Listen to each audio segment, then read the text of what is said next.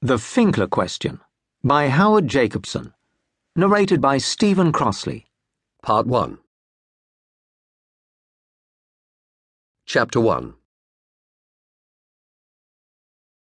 1. He should have seen it coming. His life had been one mishap after another, so he should have been prepared for this one. He was a man who saw things coming. Not shadowy premonitions before and after sleep, but real and present dangers in the daylit world. Lampposts and trees reared up at him, splintering his shins. Speeding cars lost control and rode onto the footpath, leaving him lying in a pile of torn tissue and mangled bones. Sharp objects dropped from scaffolding and pierced his skull. Women, worst of all. When a woman of the sort Julian Treslove found beautiful crossed his path, it wasn't his body that took the force, but his mind. She shattered his calm. True, he had no calm, but she shattered whatever calm there was to look forward to in the future. She was the future. People who see what's coming have faulty chronology, that is all. Treslove's clocks were all wrong.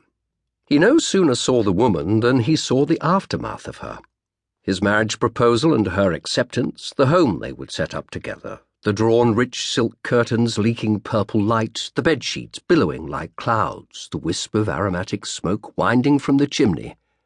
Only for every rack of it, its lattice of crimson roof tiles, its gables and dormer windows, his happiness, his future, to come crashing down on him in the moment of her walking past.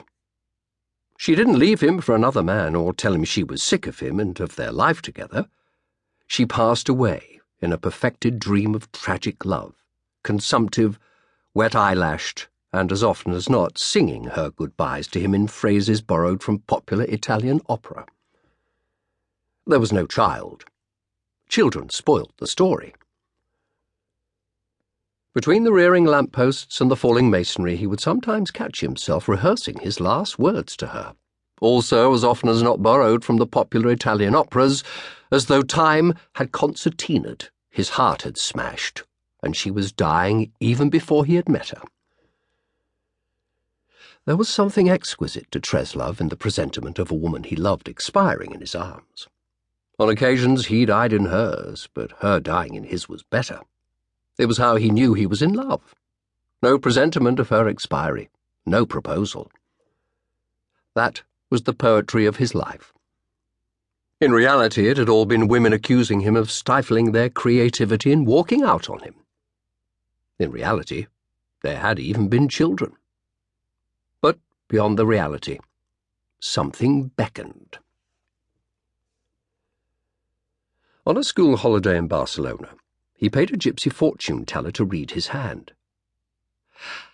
"I see a woman," she told him. Treslove was excited. "Is she beautiful?" "To me, no," the gypsy told him. "But to you, maybe.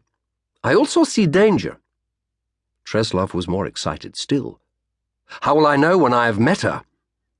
"You will know." "Does she have a name?"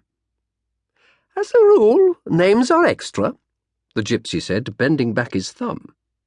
"But I will make an exception for you because you are young. I see a Juno. Do you know a Juno?"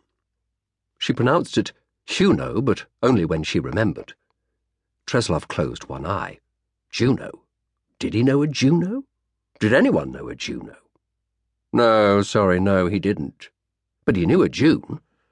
No, bigger than June. She seemed annoyed with him for not being able to do bigger than June. Judy. Julie? Judith? Do you know a Judith? Judith.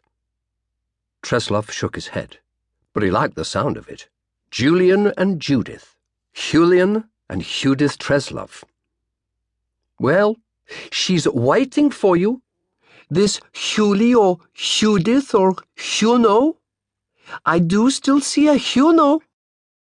Treslove closed his other eye. Juno. "How long will she wait?" he asked. "As long as it takes you to find her." Treslove imagined himself looking, searching the 7 seas. "You said you see